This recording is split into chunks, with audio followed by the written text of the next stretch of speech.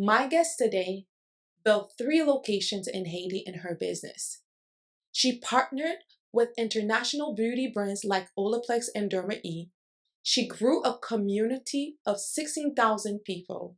She wrote a book.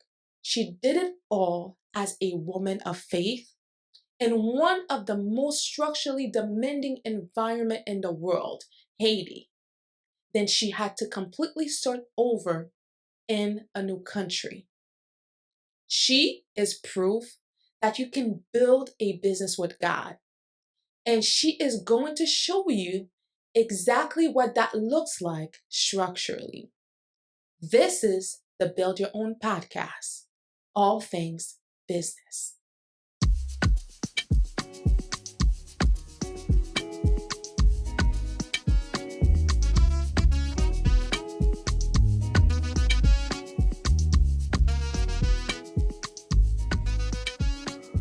Welcome to Build Your Own podcast. All things business, structure, strategy, scale. I'm Tricia. I help entrepreneurs build structurally sound businesses designed to last. Through expert insight and real conversation, we bring you clarity, strategy, and system for growth.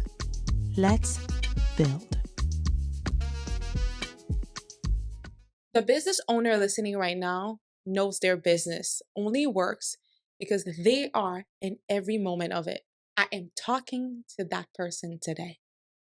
Have you ever done everything right and still felt like something underneath was not solid? You have the clients, you have the skills, you have the faith, and the business is generating. But if you're honest with yourself, you know it only works because you're holding it together personally.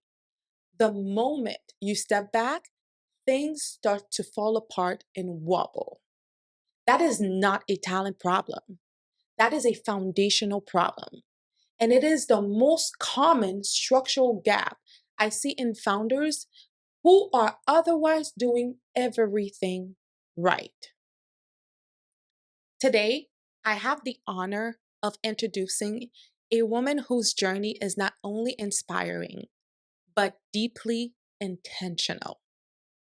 She is a builder, a visionary, a woman of faith who has proven that it is possible to create something meaningful, structured, and impactful with God at the center. From building and leading multiple business locations to creating a brand that extends beyond service into purpose, her work speaks for itself. But her foundation speaks even louder. She is a licensed esthetician and a published author on skincare. She is the founder of Maro Wellness Center and Maro's Lounge, which has had multiple locations and has partnered with international brands like Olaplex and Derma E, a community that she's built with over 16,000 members. She is now the owner of Maro Wellness Center, Florida. Marodie, welcome to the Build Your Own podcast. We're so honored to have you.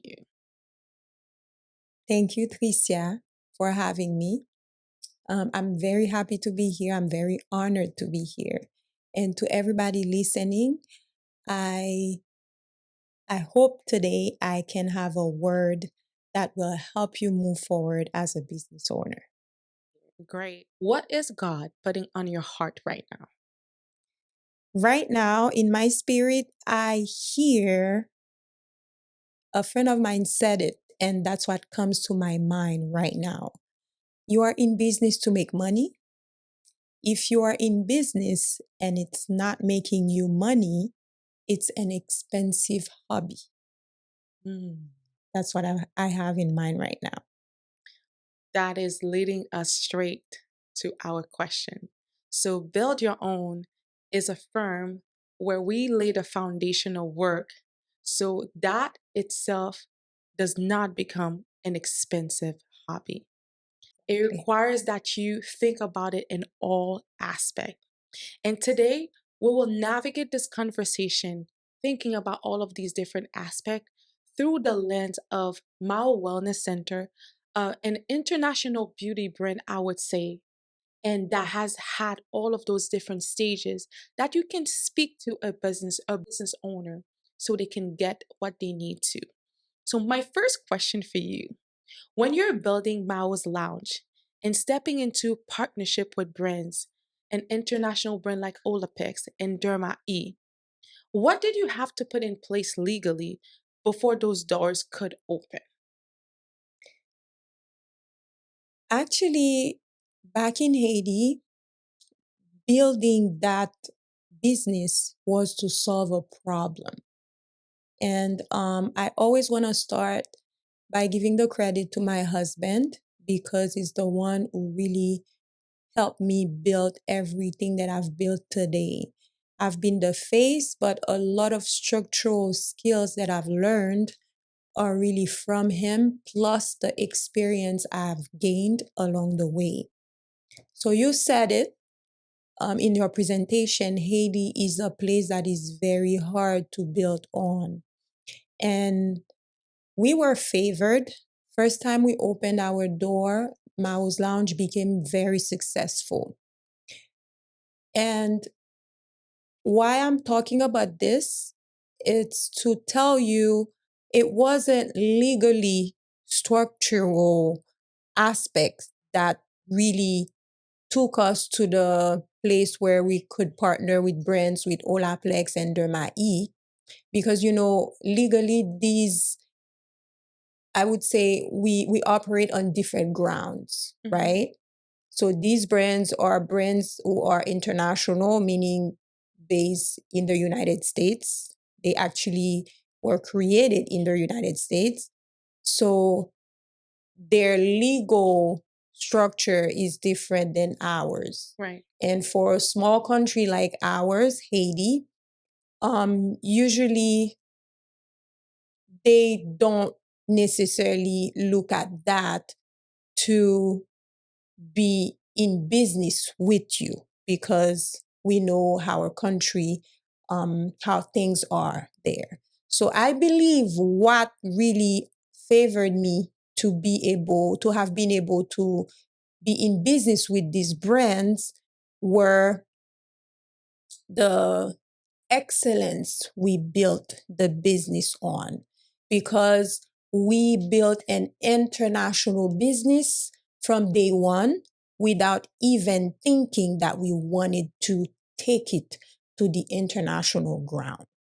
So they could find themselves in our business. They could see themselves being in a structure, being in an environment like ours, because if we took those businesses and planted them here in the United States, they would make sense.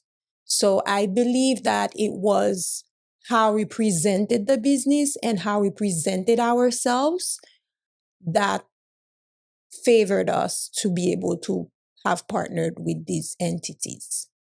So if I am hearing well, not when you're building a business in Haiti, so it's the perception of excellence of how you operate that will attract a brand to you. Yes, I went to them, but Derma E, people don't know about this.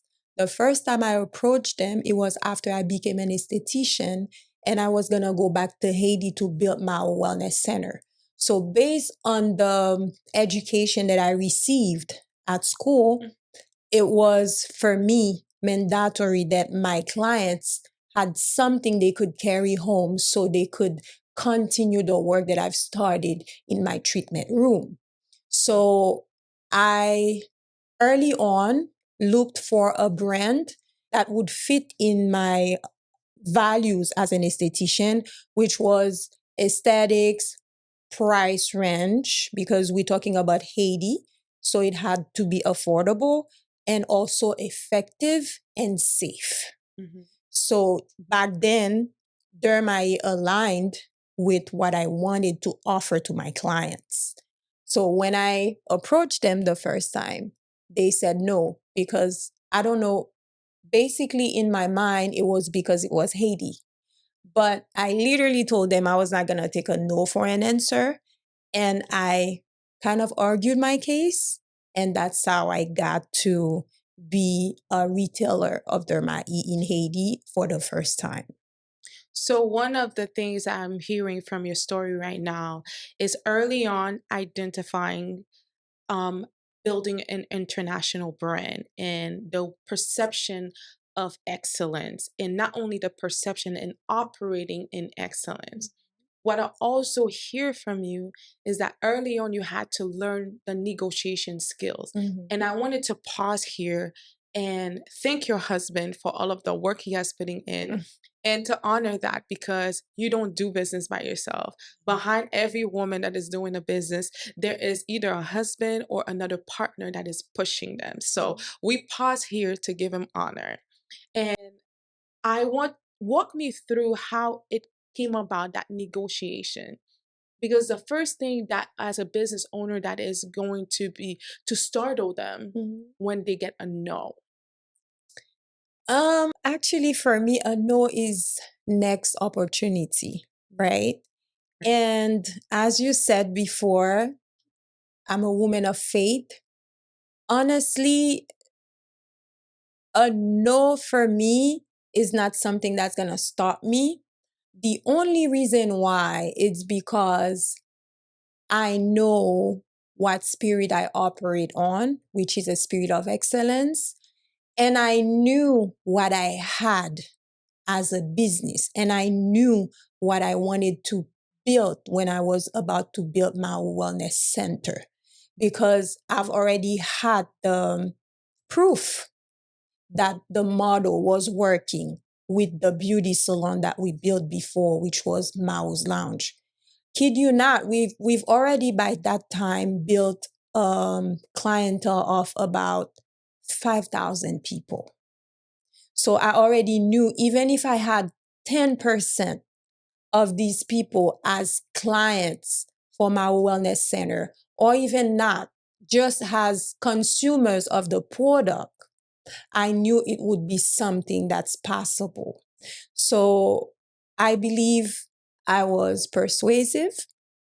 And at the end of the day, they agreed. And I also had to present, my business model, which was what we've done already with Mao's Lounge. And they liked it. Because I remember when I approached them, I just sent an email. So they didn't know me. They didn't have a vision of what I had in mind or what I already had operating in Haiti. So I had to reinforce my case. So that's what I did, and it became a positive answer. So what you're describing here is actually the legal foundation pillar, because you had to have contracts and IP protection, IP formation, because you said that you needed to plead your case and show them the model. You cannot show them a model if you do not have a business plan that really shows them, give them the bigger picture of what your business is. And that's what it is about foundation. Oftentimes, when we talk about legally, it's not necessarily only the when you create the business, you do the LLC, because the platform are different, because it's different countries. But when you think about it, you had to lay the proper foundation for that in order for you to plead your case. Because how are they going to give you a contract if you do not have, you do not understand those terminology, you do not understand your vision, and to bring it out is still the legal pillar that you built on from Maro Wellness Center. So I'm very interested. You said something about you've built a clientele first for Mao's Lounge. Walk me through, for someone that does not know, what is Mao's Lounge Wellness in Mao's Wellness Center, that differentiator. Because although you've had to close that chapter in Haiti, I feel like it holds a place in history, in the history of the beauty industry in Haiti. Talk to me about the beginning of Mao's Lounge, and how did you build a clientele to 5,000 for someone that is starting and feel like 5,000 is a big number? But how can that be attainable? Mao's Lounge was born by solving a problem. I remember I will never be tired of sharing that story. I've had this woman, she used to do my nails, and she started doing my nails. I was 19 years old. So I became attached to her because she was doing a great job. And you know how we can be as Haitian women, very picky about our nails. And I followed her basically everywhere she would go work. So fast forward, I was probably 30 years old or 31 years old. And the last salon she would work at, for me, whenever I would go, I was frustrated because then I no longer had perm and my hair was already natural.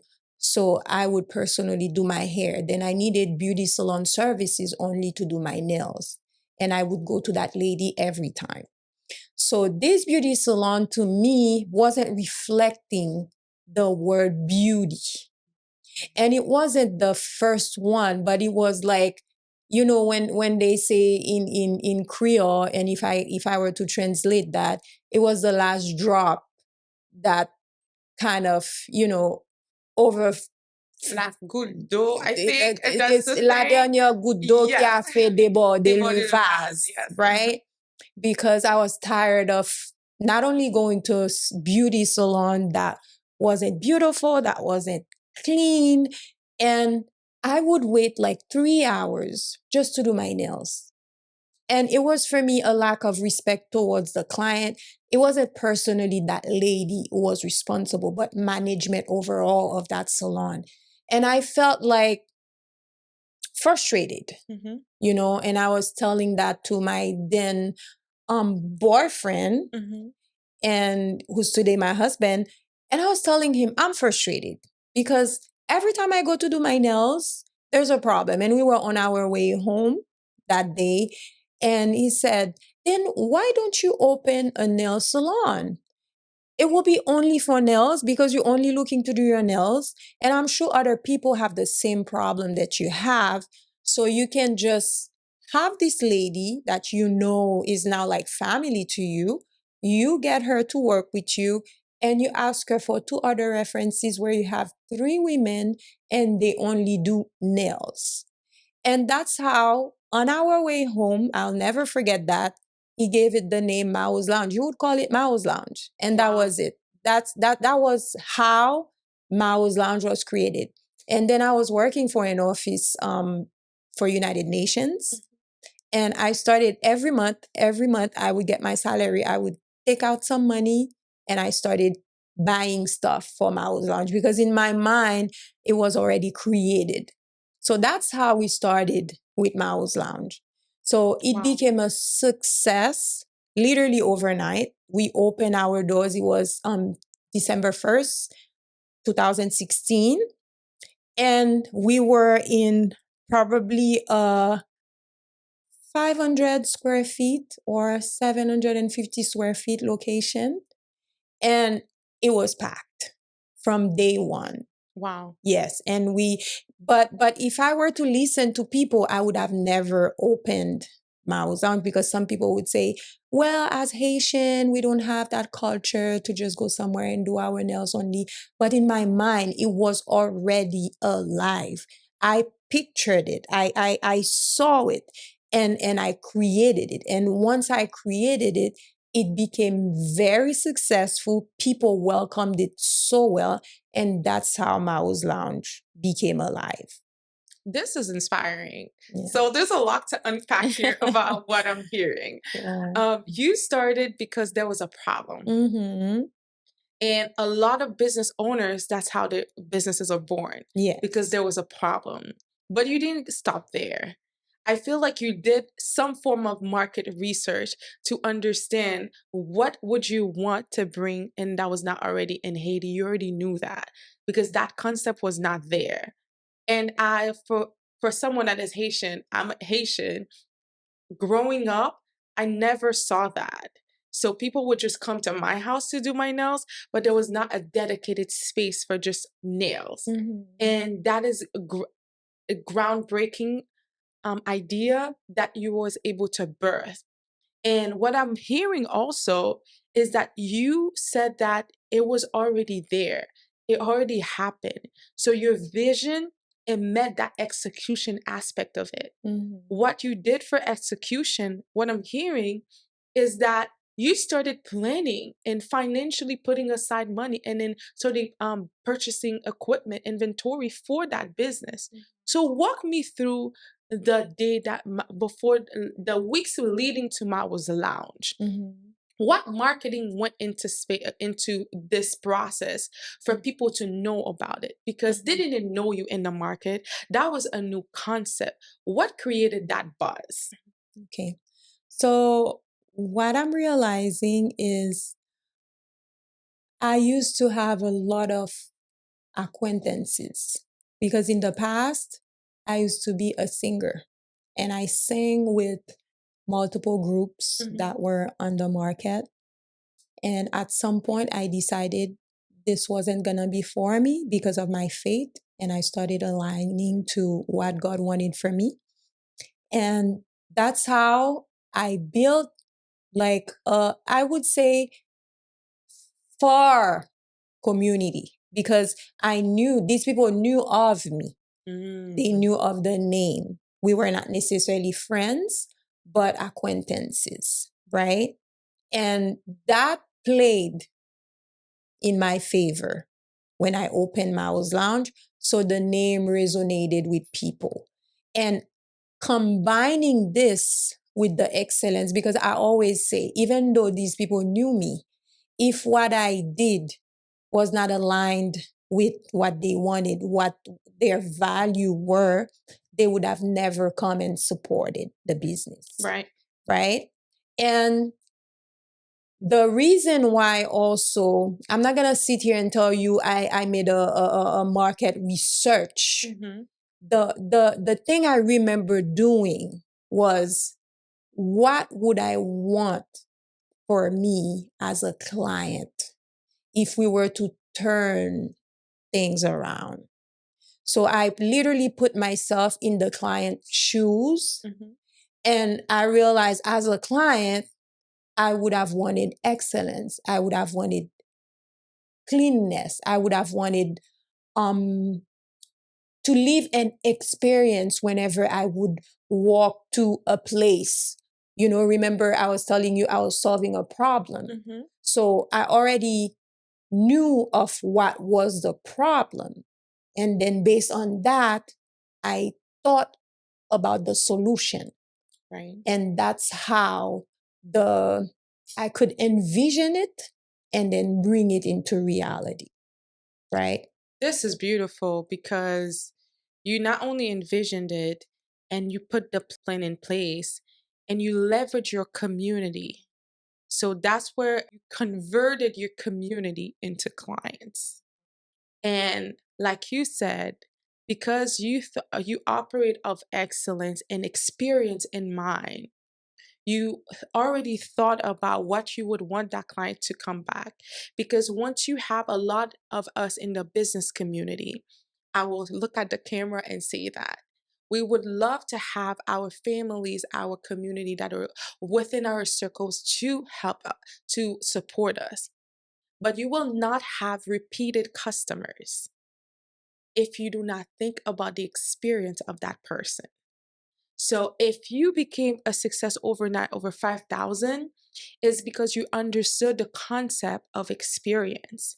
You did not only leverage thought of like, they will come back because they know Marodie.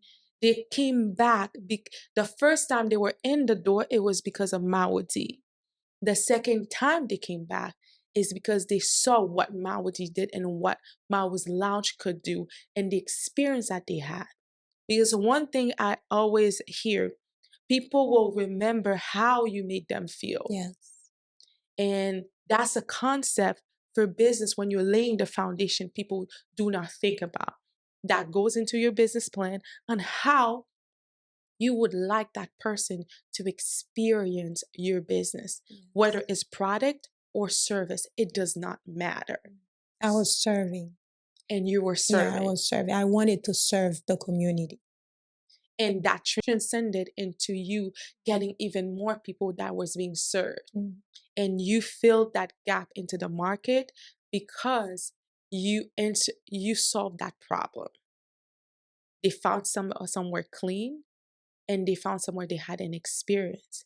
And now, because you have built that community, that clientele, they followed you with whatever other concept that you had. Yes. Because they already knew you as a business owner, what you're able to do.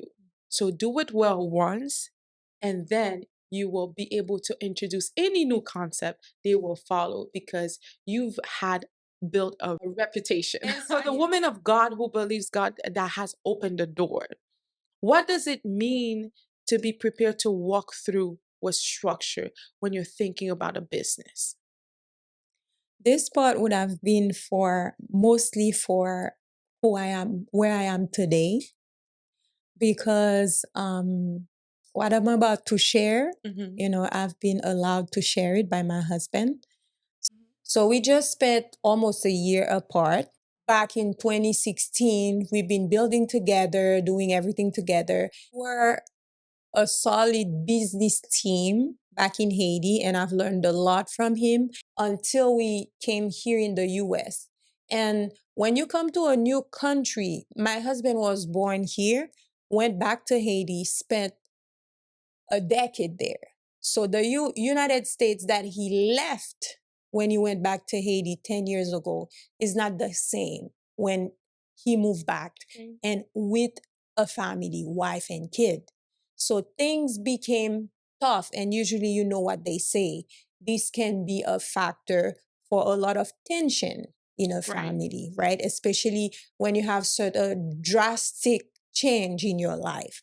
All of this, I can say from the get-go, I've realized that God was in the story. Okay, so that was something that was planned like that. Because once we moved to the US, the narrative has changed. At the beginning, it changed a little because we weren't automatically split as business people. What I mean by that, since we've always done business together in Haiti, when we came here, it kind of became focused on what it could do for him as a business person, apart from what me personally I could have been doing as a business person. Of course, in the beginning, to open Maro Wellness Center Miami in a 125 square feet, he did support me. But then after that, things became different. So I literally was on my own for the new chapter that I'm building right now. Wow. So that's where really faith came into action. That's where really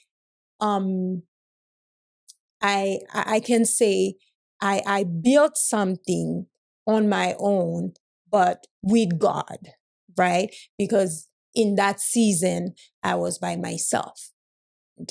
I used to say I had faith, but I did not until I experienced that with God. So that's when I really learned how to structure things, build really with God. Because back in Haiti, I've always had support. Right. But here, I've had support for my business for a very short period of time. So the past 11 months, I have learned what it is to be structured, to trust God, and really to be on the next dimension, on another level. And it's funny, God has been training me since I came here. I just didn't realize it until I'm in the situation that I am today, right? Because right now I'm in the process of elevating my wellness center in Miami. It's going to be... Congratulations for that, by the way. Thank you. I cannot wait for it. Yeah, me neither. I'm excited. So that's what happened. So in the situation, I've always said, I have faith, I believe in God. And I did. I really thought that in my heart. And I was sincere. But when you get to another level and you have to break that shelf, you have to get out of your comfort zone. God has been training me since I moved here, because I had to manage the businesses in Haiti remotely, because I no longer have these brands in Haiti. My time there was over. I don't know what's going to happen later. I don't know what God is doing. Right. But right now I'm here. So I'm moving along with Him. But before closing that chapter in Haiti, I have been in training and I didn't know it. He was preparing me for the season I'm walking in right now. So my husband became quickly uninterested in whatever was going on in Haiti, including the businesses. So here I am, this person who was always nurtured by her business husband, like with a lot of experience, Support. finance guy, support, you name it, right? And now here I am by myself managing Mao's Lounge, which was the pillar of all this noise you hear around Mao's Lounge, salons and everything, plus Maro Wellness Center. What did it look like to manage it remotely? Stressful. Very, very stressful. And at some point, but you know what? Faith always carried me through. Faith always carried me through. I literally was managing these businesses remotely by leaning on God, literally, because I was learning on the spot. Mm-hmm. Of course, in the past, I've learned lessons, but what I've experienced here was totally different, because I was still managing about over 15 employees. That's when I learned to negotiate, right? Because I had to readjust myself every time, because this month you would have political crisis and right. and you have to have this new schedule every month. You have to shuffle with the staff. You don't have all that money to have full salary monthly. That's when I learned to negotiate. That's when I learned to build the stamina to be able to go on with these businesses until I received the word from the Lord that I could let them go. And let them go not in a way where like I just go and I close the doors. No, that's when also it taught me how to, I would say, exit a business. These things that you learn from school. And I tell people the Holy Spirit sat me down and taught me all these things without me going to any university. So I was on training and I did not know. It was stressful, but it was worth it. Because this new chapter I'm in, that's when I got to apply all these things. And I was like, wow, all this time, this is what I was learning. This is what he was teaching me. And I didn't know this is where he was going to take me, for me to be equipped. He was equipping me for this time right now. This is so good. I want to extract a little bit more, even more out of this story where you are getting trained by the Holy Spirit, because there's two things that has happened. You've had to manage a business, an international business, remotely. Mm-hmm. And that comes with stress, and that also comes with strategy, mm-hmm. to be able to negotiate. Mm-hmm. But you also taught about something that said how to exit a business. I want you to give me practical step on how you went about closing a business and what goes into the thought process, the strategy behind it, to say, when do you throw the towels? God told you to throw the towels, not throw the towels, to close the doors. Yes. to close that chapter. But there's another business owner that is looking at their expenses, and it's not looking like there's a crack in their foundation, or like they have to sift through it. Whether it's like something that they have to look at their finances, because that's a financial pillar of that business. Walk me through those, give me some practical tips on what it looked like to close a business. It was not easy, of course.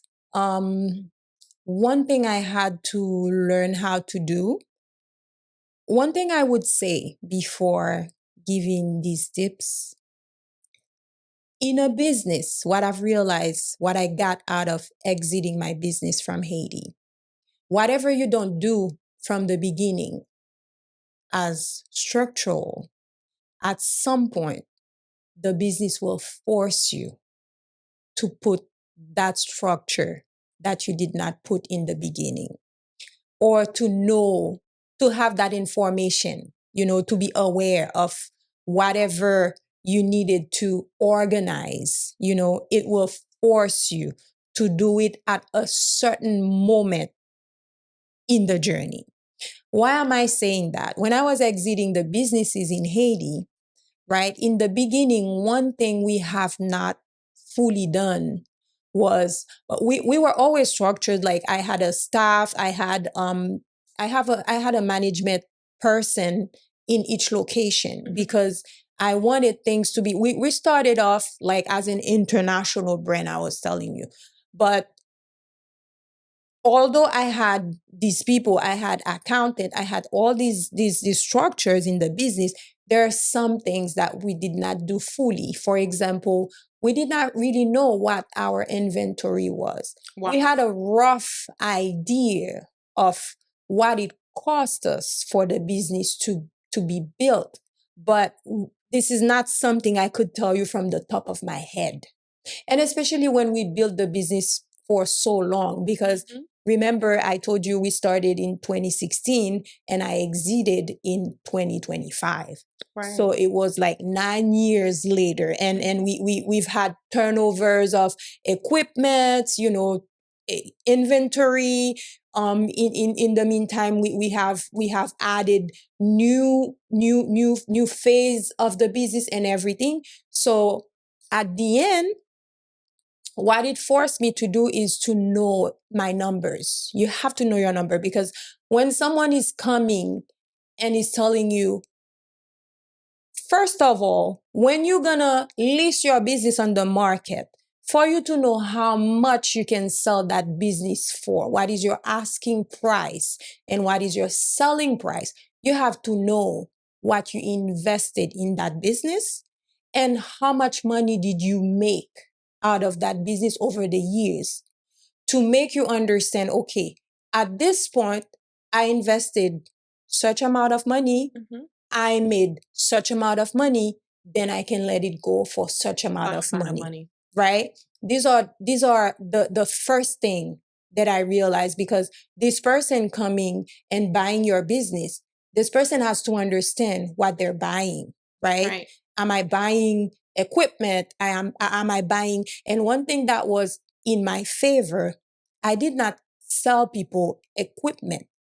I sold a concept. I sold credibility. I sold and something that I've built over the years. And I even sold them a business that you're gonna continue where I left off. Right. Because I've built a name, even if you're changing your name. And that's why people need to build their business with a mentality of, can this business be sustainable in any type of environment?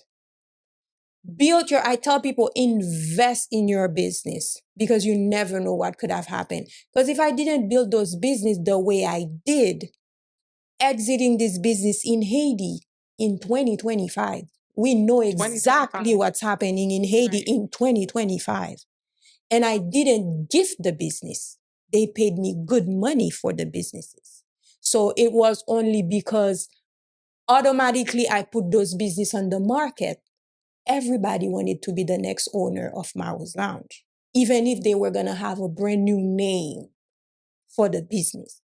But in their mind, in the clientele's mind, it will always be that used to be Maro's Lounge. Maro's Lounge. So the tips were know your numbers, know from the beginning what you're investing, what you made, the return on your investment over the whatever time the business existed, and how much I can let that business go. What number will make you feel comfortable?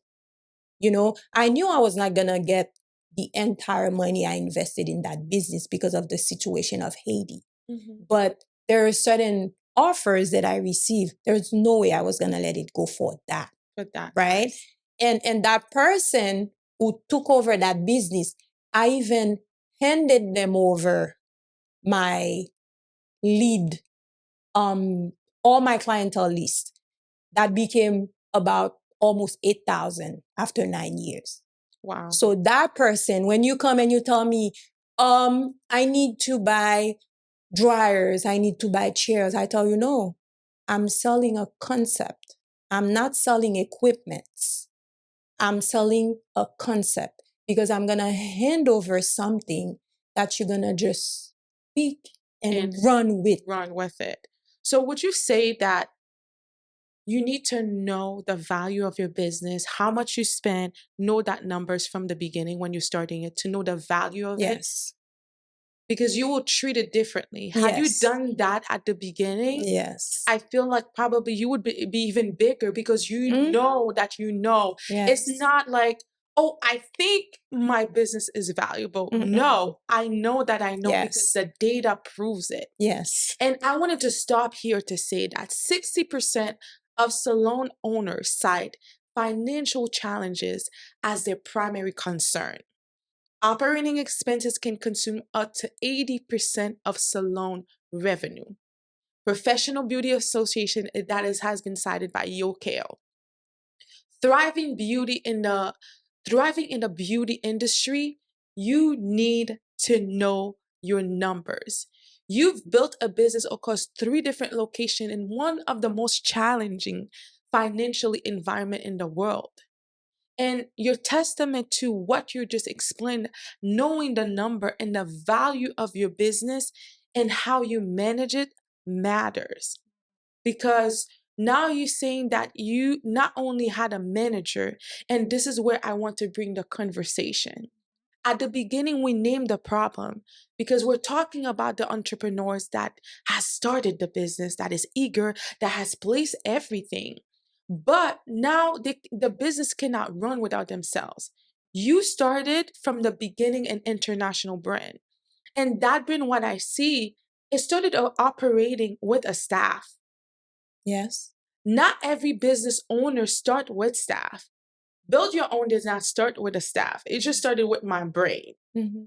But someone that is in a concept where you're going to serve people, you need to start thinking about staff right away. Yes.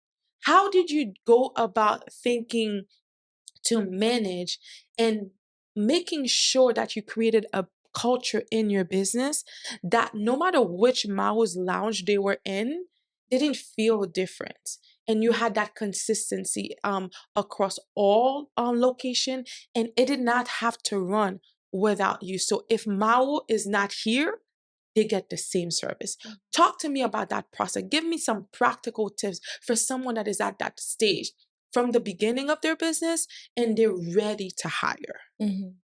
So from the beginning, I had in mind that there was a culture that needed to be installed in the business because remember, from the get-go, I wanted to offer an experience to the clientele. Right. I wanted to serve those people. First of all, I'm not an expert in nails. I became an esthetician later on, although I don't do nails, but I didn't start. Maro's Lounge is older than me being an esthetician. So I was in administration.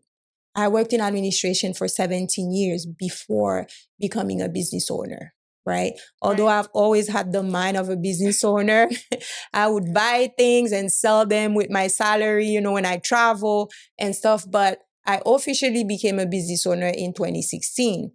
And I became an esthetician in 2019 for COVID. So I only celebrated my 6 years, actually, April 5th as an esthetician, right? Congratulations. Thank you. So that being said, for the services I was offering, I had no other choice but to hire people from the get-go, right? But you're right. Certain people, they don't think they can do that. Now, in a case where that happens, for example, when I came here and I opened my wellness center, I did not have another staff. It was only me, but I knew what service I was going to offer. Right. So regardless, depending on the situation the business owner is in, you have to analyze the situation and make a decision, but that decision has to take into account what you want to come out of your business, what culture you want to install in the business.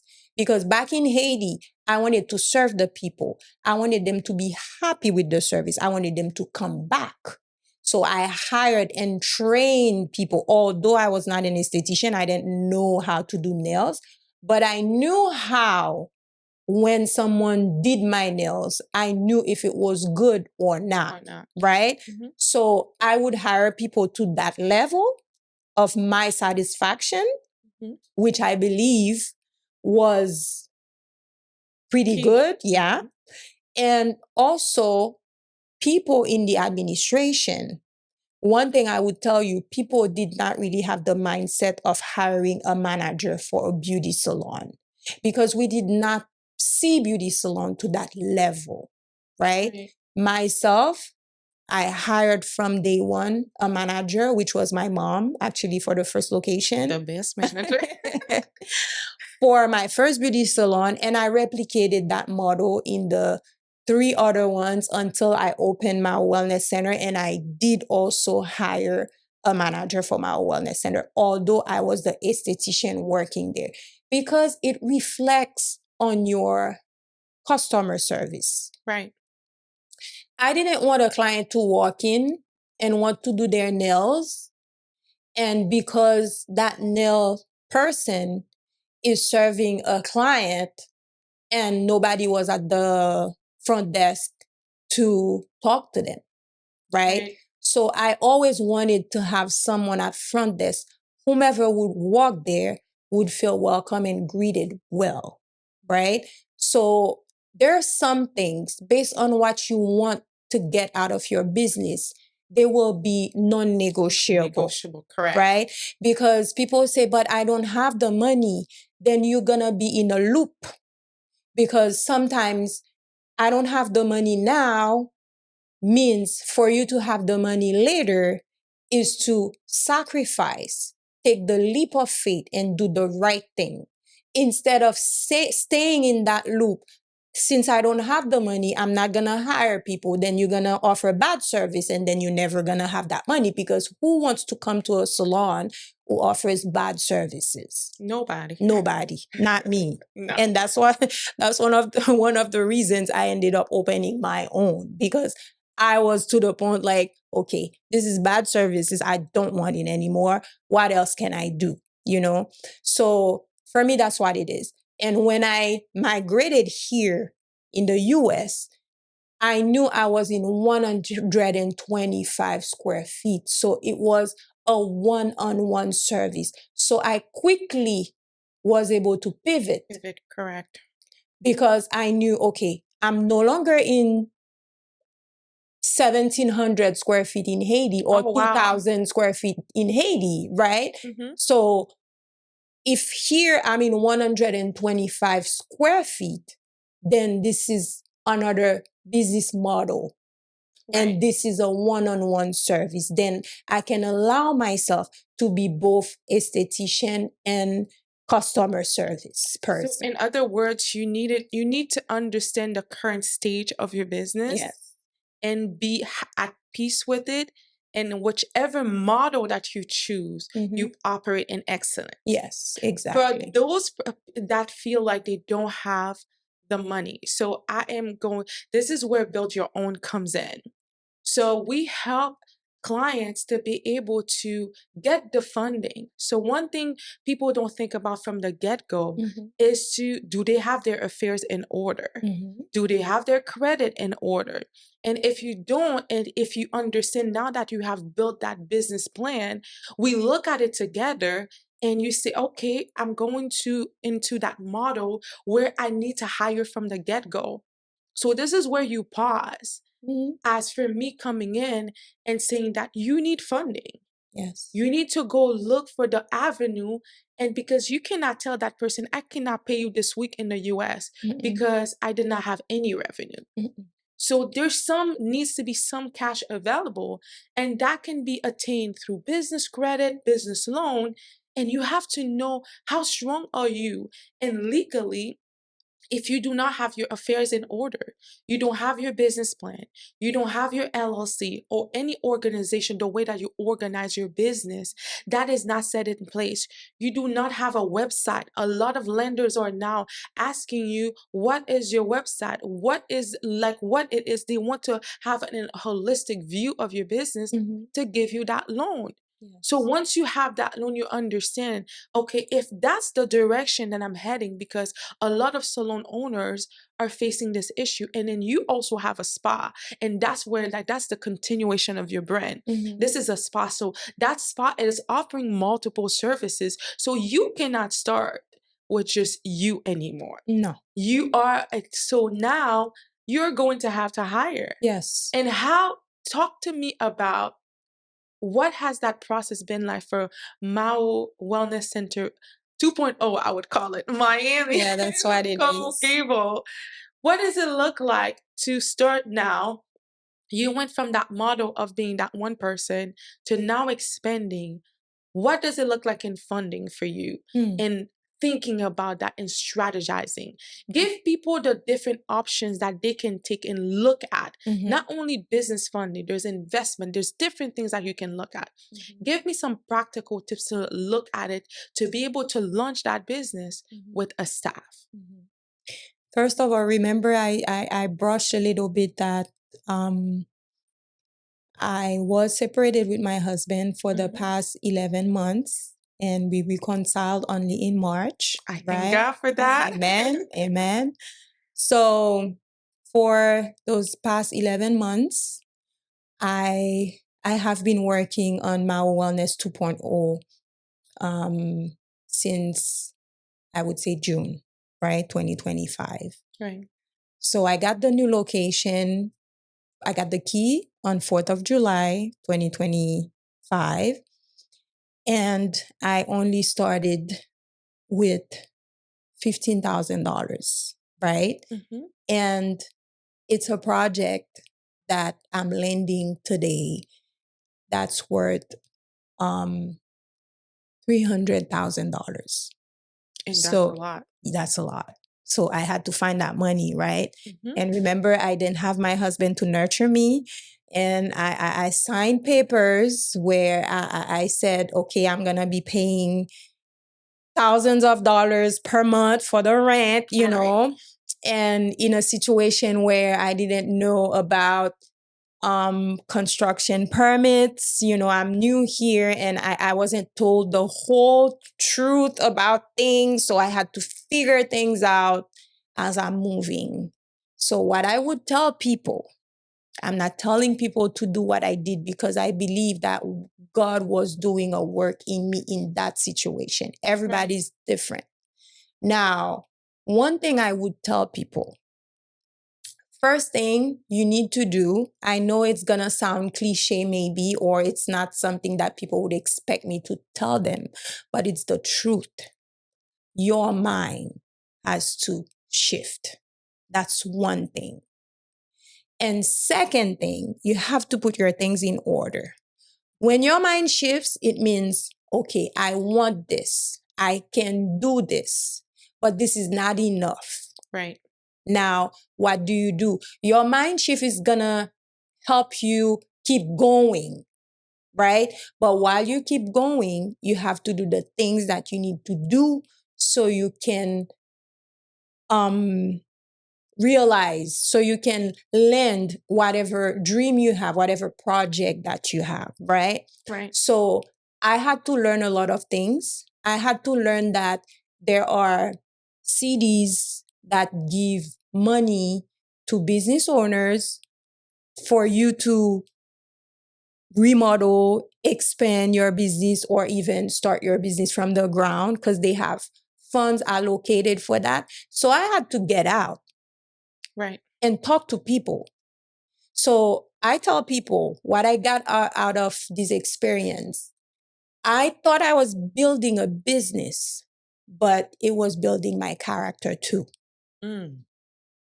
Because I had to get out of my comfort zone.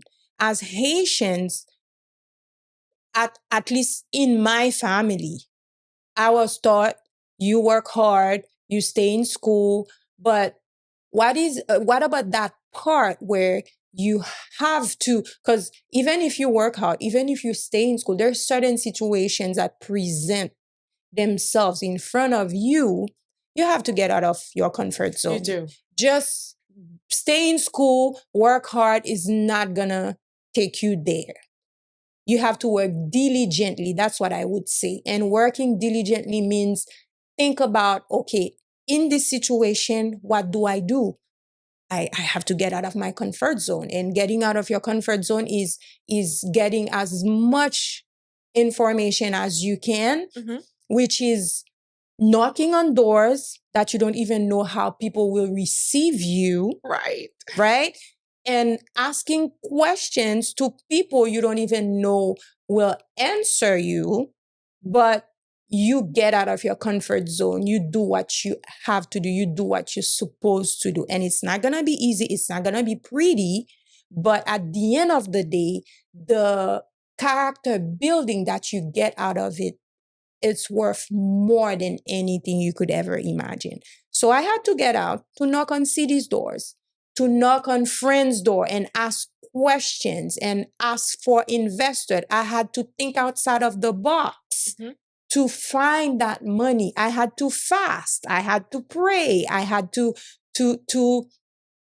be someone I never thought I was in order to find that money. And their cities money, their grants money, and networking is a great thing. Get out, meet people. Right. You never know who will give you a tip on how to find money. I didn't know cities gave money to business owners. Wow. Until a client of mine that I met at a networking event, and she became my client, and she works for, she's a private psychologist, but she's a contractor also for the government. So she was telling me, why don't you check the CRA? That's what they do. They give money to business owners, and they can give you up to 80% of your project cost for you to build your business. I didn't know about these things. I didn't know about SBA loan, like small business loans. I didn't know about them. So I had to meet with people and be strategic about it. How so? Yes, if I'm looking for example, if I'm looking for clients for facials, I'm not going to go in an environment where most people are men. I'm going to go in an environment where I'm going to find a lot of women. And what kind of women? Are they busy mom? Are they what demographic? Like from what age to what age? Am I going to go like in places where I only go where people are 70 years old and up? Or am I going to go in places where people are 20 years old and they're not working yet and they cannot pay me? You have to be strategic about things.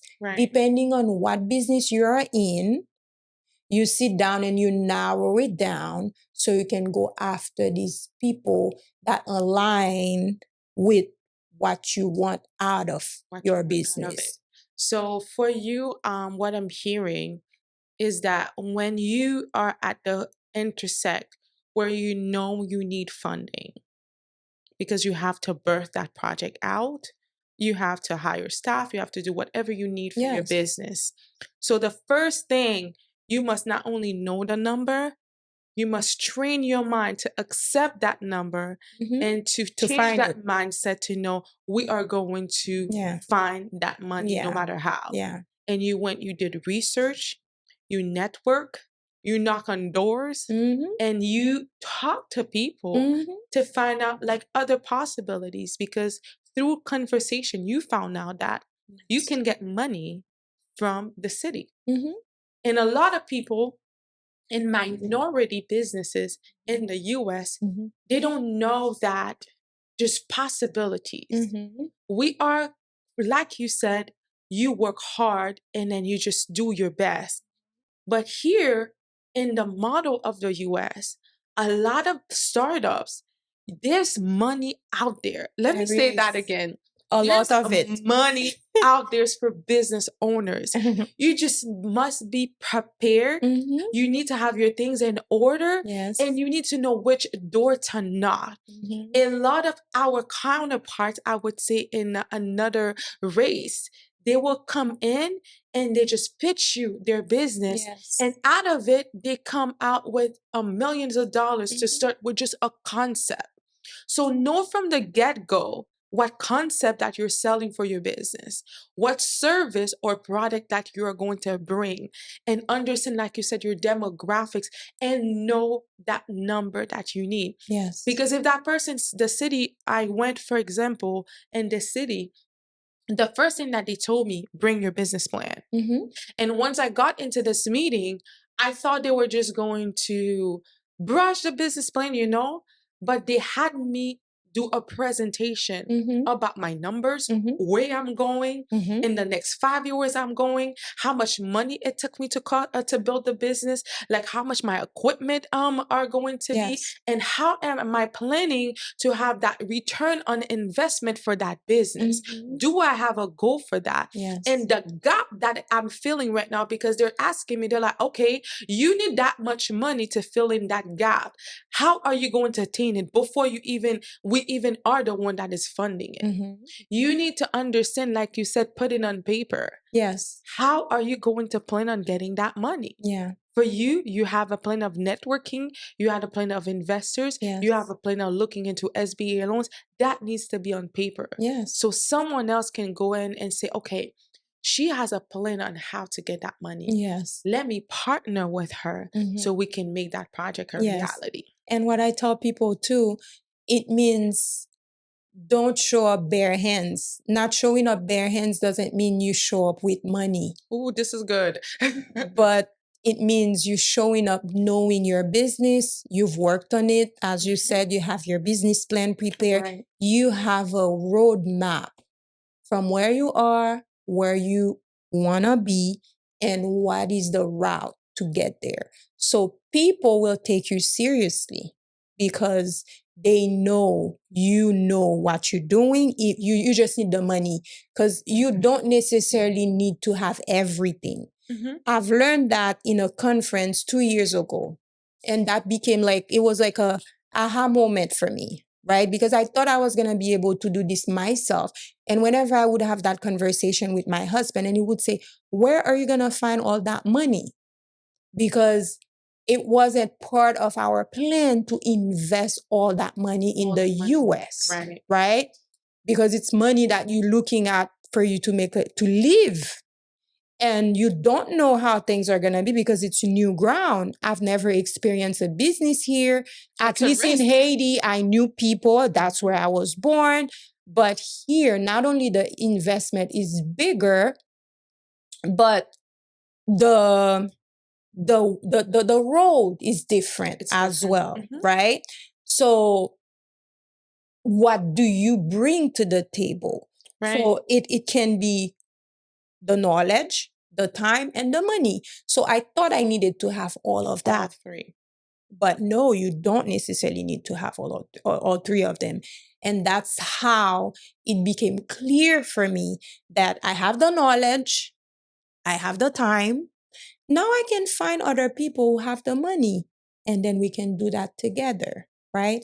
And another thing I wanted to add for the networking event, if you are in a city, go visit the chamber. Important. Go visit the chamber. That's where, because these people, they are part of the community. Most of the time, they're there for a very long time. And they're the best people to give you the information because they've seen business come, they've seen business go. Mm-hmm. So they know people. They basically know every entity that you could talk to. Right. Because a chamber, I literally say they get away with a lot because they basically go everywhere and they get funding, they get sponsors. So they Right. basically know everything because they're doing stuff for the community. For the community. So that's a very good place to start networking, to meet people so you can really integrate the community and find what you need to put your business together. You have to market that business in order for it Yes. to find what you need for that business. Yes. So, for you that is entering into this space, I wanted to share another fact with you. Black beauty captures 2.5% of industry revenue, and Black consumers spend about 9.4 billion in 2023, and that's not even data from 2026 because it's a growing Industry. So you are very well positioned as someone that is bringing in the knowledge. Now you understand, okay, this is now how I'm going to be doing business in the US, and then starting with like a even bigger vision, because you could have said that I am going to keep testing the ground is that 125 square feet, I think you said, for in Coral Gables, but you said no. From the beginning, the vision for Maro was always to be an international brand. It was always to have a staff and to have like to provide that experience. So if you are a minority woman, so many other races, they have done it. So what is impossible for a Haitian woman to do so and come in and do it well? And listening to your story, I feel like you've had the proper training from God. You also have the knowledge of doing it by yourself and learn experience from your husband. So it's all those combined now that has allowed you to build that identity, because that all those customers throughout these years, you said how many the leads, you had a specific number. Yeah, almost 8,000. 8,000 leads. That's 8,000 people that you have served. Yes. 8,000 people that Over you 9 have years. over 9 years. So congratulations, first Thank of all, you. for being able to accomplish that as a Haitian woman and bringing a concept, not only that you've been able to sell a business, and there's beauty in that. So one thing in this season I'm learning, you can build something, a business for somebody else to take it and continue with it. You don't always have to start a business from scratch. No.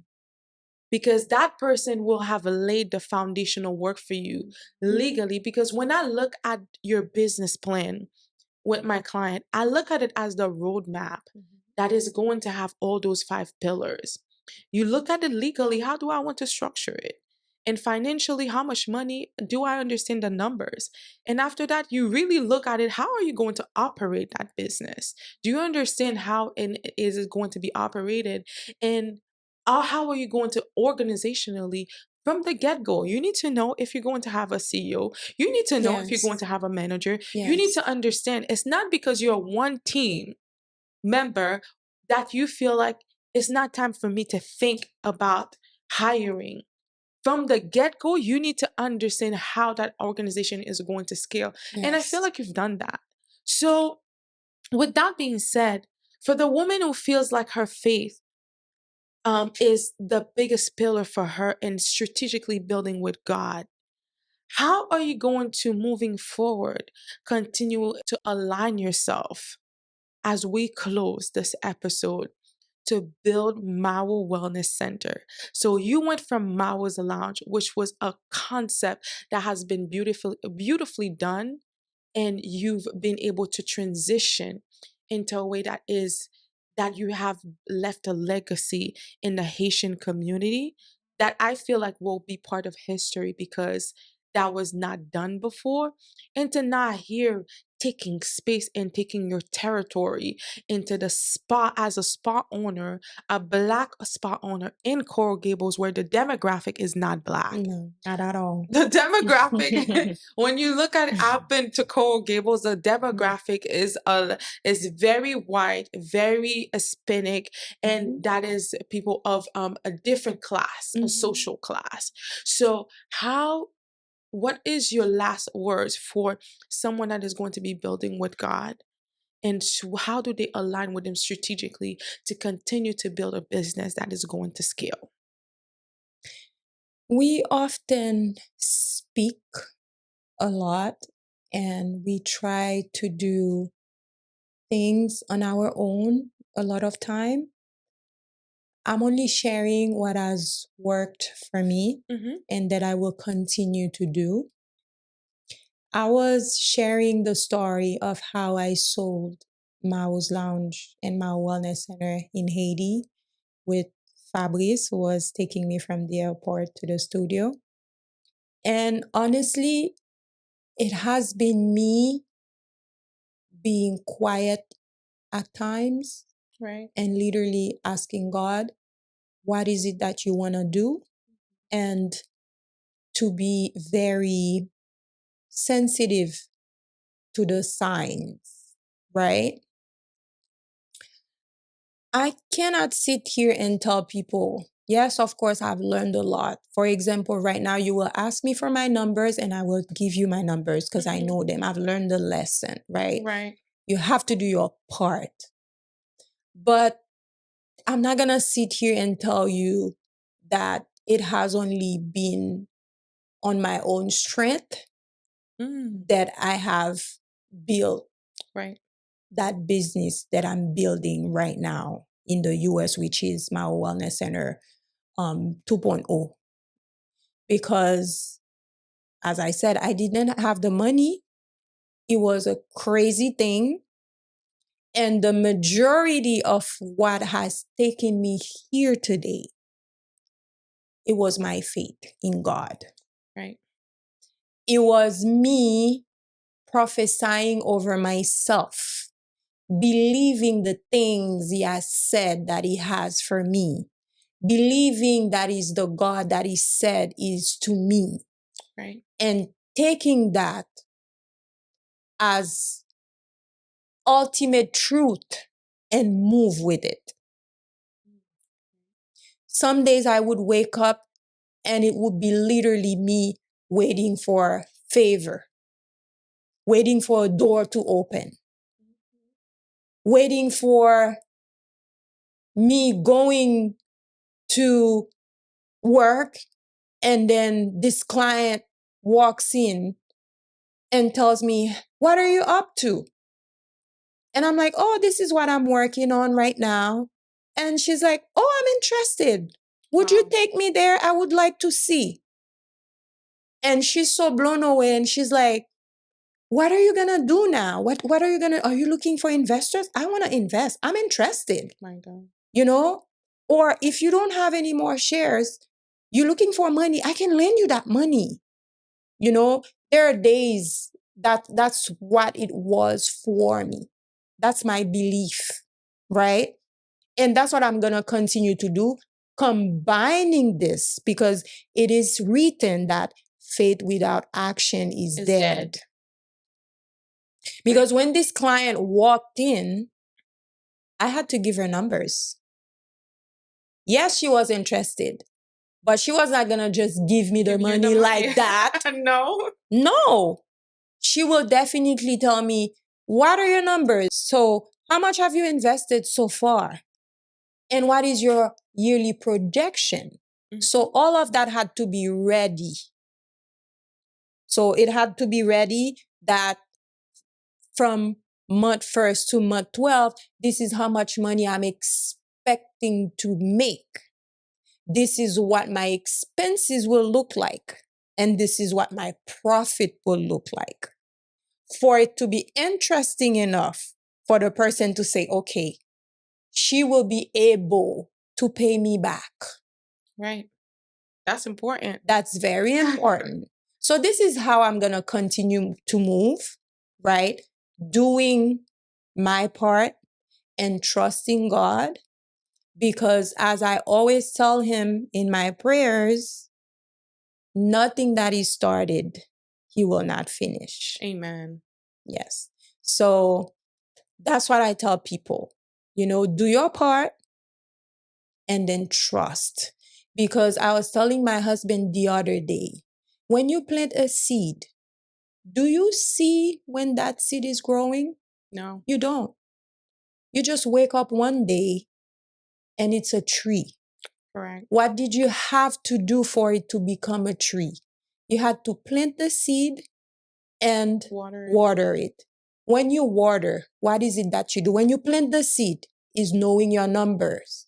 You do the work of planning, knowing your numbers, projection, have the vision written somewhere. And then when you water it, it's the trust. Right. Because you water it. Why you water it?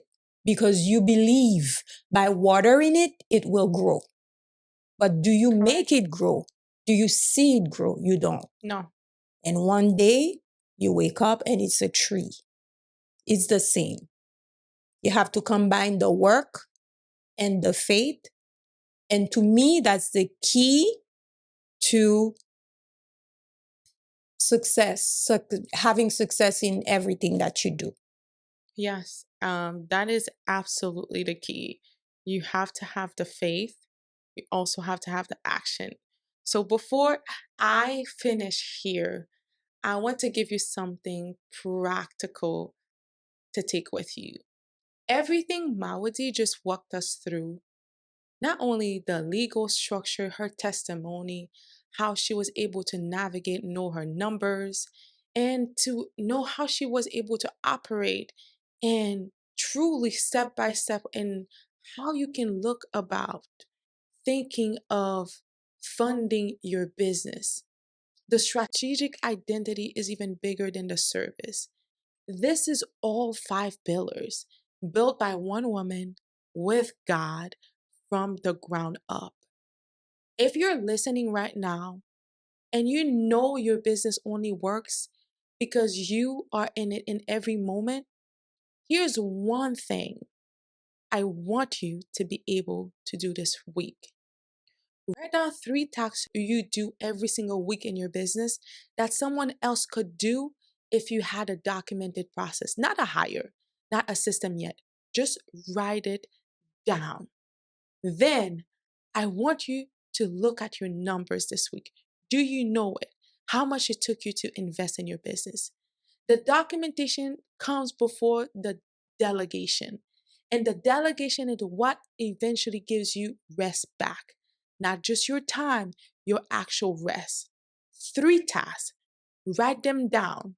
That is just one thing for you to do this week. And faith has been the foundation for you, Marodie. It's everything that you are. And I know that you're very loud about God. Oh, You're very loud about how you want to do business.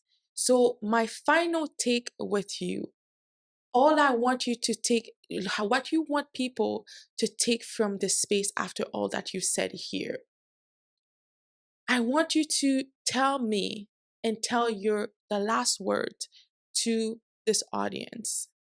You can build a business with God. That's just not a slogan. So talk to that woman that has the vision or thinks that they have the vision, and know that you sitting across this chair from me is a testimony that you have been able to build a business with God. So you can look at the camera here. I'm going to be honest, it's not going to be easy. I'm not going to sit here and tell people it's going to be easy. But one thing you have to remember, you can build a business with God. And why I'm saying that, when you are in situation and things are hard, one thing you need to do is to keep believing and keep trusting, because you have to build the stamina. Because there are certain things, if you want in life, you have to be prepared to be able to handle them. You have to be prepared to be able to be a good steward. Usually we want the glory without the work. It's not going to happen like that, because God is more interested in who you are, in your personality, in building your character. Because these things you're asking for, you have to be prepared to handle them.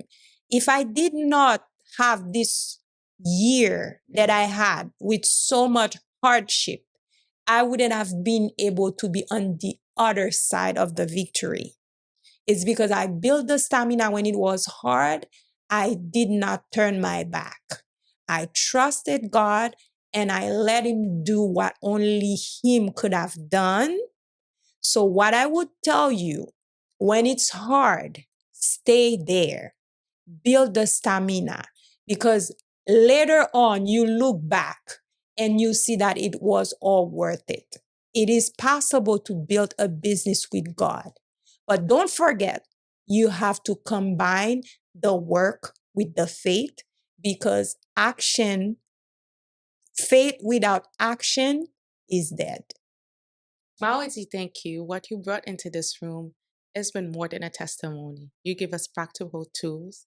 And I know you will be back one day on this couch to I'm talk sure. about how successful Maro's Lounge 2.0, not Lounge, Maro Wellness Center 2.0 has been.